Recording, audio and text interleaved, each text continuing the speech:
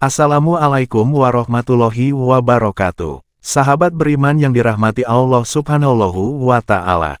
Kematian akan datang kepada setiap manusia. Proses tercabutnya nyawa manusia akan diawali dengan detik-detik menegangkan lagi menyakitkan. Peristiwa ini dikenal sebagai sakaratul maut. Penderitaan yang terjadi selama pencabutan nyawa akan dialami setiap makhluk. Hal ini termaktub dalam firman-Nya. Setiap jiwa akan merasakan mati.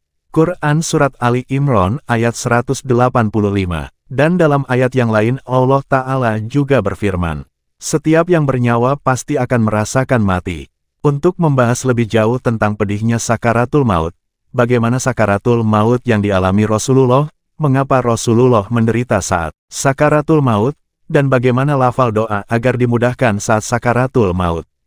Simak video ini sampai selesai agar kita bisa mempersiapkan diri sebelum ajal datang menjemput. Bagi sahabat beriman yang baru menemukan channel ini, silakan klik tombol subscribe, like, share dan komen, agar kami bisa terus berbagi ilmu. Tak heran sakaratul maut menjadi sesuatu yang ditakuti dan dijauhi setiap makhluk yang bernyawa, sebagaimana yang digambarkan dalam Al-Quran. Dan datangkanlah sakaratul maut dengan sebenar-benarnya. Itulah yang kamu selalu lari darinya. Quran Surat Qaf ayat 19. Banyak ayat dan hadis yang menggambarkan betapa beratnya sakaratul maut. Ibnu Abi Ad-Dunya rahimahullah meriwayatkan dari Syaddad bin Aus radhiyallahu anhu. Ia berkata, kematian adalah kengerian yang paling dahsyat di dunia dan akhirat. Kematian lebih menyakitkan dari goresan gergaji, sayatan gunting, panasnya air mendidih di bejana. Seandainya ada mayat yang dibangkitkan dan menceritakan kepada penduduk dunia tentang sakitnya kematian, niscaya penghuni dunia tidak akan nyaman dengan hidupnya dan tidak nyenyak dalam tidurnya. Beratnya kematian juga tergambar dari perbincangan singkat antara Khalifah Umar bin Khattab dengan Ka'ab. Ia bertanya, "Wahai Ka'ab, sampaikanlah kepadaku tentang maut." Ia menjawab, "Wahai Amirul Mukminin, maut itu bagaikan sebuah pohon yang banyak durinya dimasukkan ke dalam perut anak Adam. Setiap duri memegang satu urat darinya, kemudian ditarik sekaligus oleh seorang laki-laki yang sangat kuat.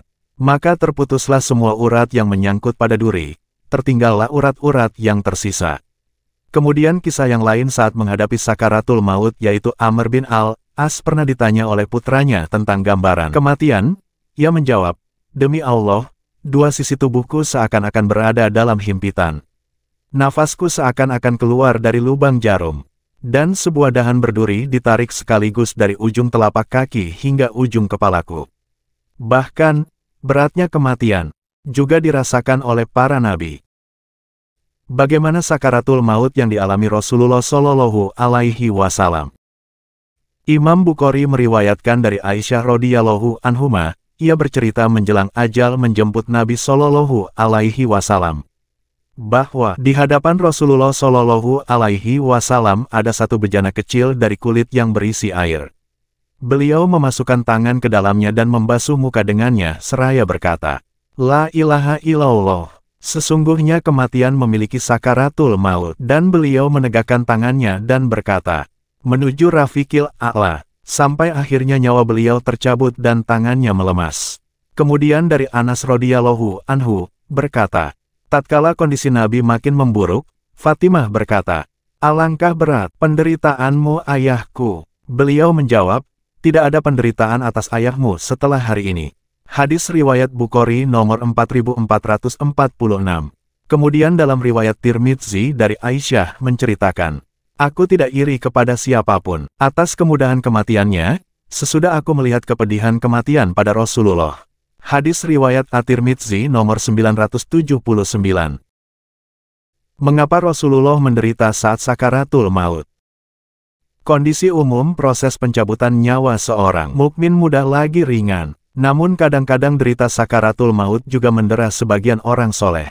Tujuannya untuk menghapus dosa-dosa dan juga mengangkat kedudukannya, sebagaimana yang dialami Rasulullah. Beliau Shallallahu Alaihi Wasallam rasakan pedihnya sakaratul maut seperti diungkapkan Bukhari dalam hadis Aisyah di atas. Ibnu Hajar mengatakan, dalam hadis tersebut, kesengsaraan dalam sakaratul maut bukan petunjuk atas kehinaan martabat seseorang.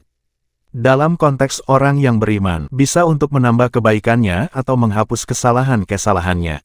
Juga karena ketika Rasulullah merasakan pedihnya sakaratul maut dan khawatir kalau umatnya tidak akan sanggup menghadapinya. Sehingga Rasulullah berdoa kepada Allah agar sakaratul mautnya dilipat gandakan dengan tujuan untuk mengurangi pedihnya sakaratul maut umatnya. Itulah salah satu bentuk kasih sayang dan perhatian Rasulullah kepada umatnya bahkan di saat sekarat sekalipun. Terus masih pantaskah kita mengaku umatnya, tetapi tidak menjalankan sunnah-sunnahnya dan membela agamanya? Menurut Al-Qurtubi, dahsyatnya kematian dan sakaratul maut yang menimpa para nabi mengandung manfaat sebagai berikut. Yang pertama, mungkin akan terbesit di benak sebagian orang, mereka adalah para kekasih Allah dan para nabi dan Rasul-Nya, mengapa mengalami kesengsaraan yang berat ini? Padahal Allah mampu meringankannya bagi mereka. Jawabnya, bahwa orang yang paling berat ujiannya di dunia adalah para nabi, kemudian orang yang menyerupai mereka seperti dikatakan nabi kita. Hadis ini diriwayatkan oleh Bukhari dan lainnya.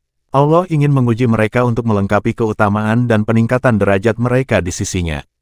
Ini bukan sebuah aib bagi mereka, juga bukan bentuk siksaan, dan bukan berarti Allah mempersulit proses kematian mereka melebihi kepedihan orang-orang yang bermaksiat.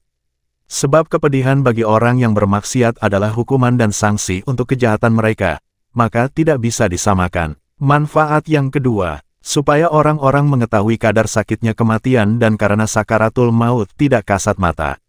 Kadang ada seseorang melihat orang lain yang akan meninggal tidak ada gerakan atau guncangan, terlihat ruh keluar dengan mudah. Sehingga ia berpikir bahwa perkara sakaratul maut itu ringan. Ia tidak mengetahui apa yang terjadi pada mayat sebenarnya. Tatkala para nabi mengabarkan tentang dahsyatnya penderitaan dalam kematian, kendati para nabi itu mulia di sisi Allah, maka orang akan yakin dengan kepedihan kematian yang akan ia rasakan dan dihadapi mayit secara mutlak, berdasarkan kabar dari para nabi yang jujur, kecuali orang yang mati syahid. Terus bagaimanakah doa agar dimudahkan saat sakaratul maut? Kondisi yang paling genting bagi manusia adalah ketika menghadapi sakaratul maut. Ketika seorang hamba di akhir hayatnya baik atau husnul khotimah, maka kelak dia akan mendapat kebahagiaan di akhirat. Sebaliknya, ketika seorang hamba di akhir hayatnya buruk atau su'ul khotimah, maka kelak di akhirat akan menemukan kesulitan dan kesengsaraan. Begitu gentingnya situasi sakaratul maut, hingga Rasulullah Shallallahu Alaihi Wasallam pun mengajarkan pada umatnya doa agar diberikan kemudahan ketika menghadapi sakaratul maut. Berikut doanya. Allahumma hawwin alaina fi sakaratil maut. Ya Allah, mudahkanlah bagi kami di dalam menempuh sakaratul maut. Hadis riwayat Tirmidzi, Ibnu Majah dan Ahmad. Setiap orang yang teledor di dunia ini baik dengan kekufuran maupun perbuatan maksiat lainnya, akan dilanda penyesalan dan akan meminta dikembalikan ke dunia meski sejenak saja untuk menjadi orang yang soleh. Namun kesempatan untuk itu sudah hilang, tidak mungkin lagi. Jadi, persiapan harus dilakukan sejak dini dengan tetap memohon agar kita semua diwafatkan dalam keadaan husnul khotimah dan dimasukkan ke dalam syurganya Allah. Amin ya robbal alamin. Subhanakallahumma wa bihamdika, asyhadu alla ilaha illa anta, astaghfiruka wa atubu ilaik. Wassalamualaikum warahmatullahi wabarakatuh.